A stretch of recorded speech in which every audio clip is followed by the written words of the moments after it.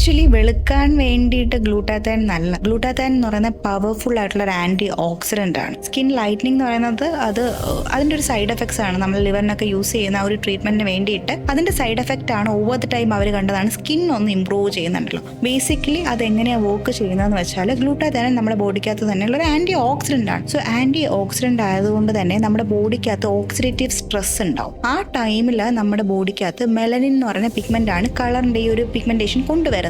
ഇത് ഒരുപാട് അങ്ങ് ജനറേറ്റ് ആവും ഓക്സിഡേറ്റീവ് സ്ട്രെസ് ടൈമിൽ. ആ ഒരു മെലനിൻ പിഗ്മെന്റിന്റെ റിഡക്ഷൻ ആണ് അതിന് വേണ്ടിയിട്ട് ഹെൽപ്പ് ചെയ്യുന്നതാണ് ഗ്ലൂട്ടാത്തൈൻ.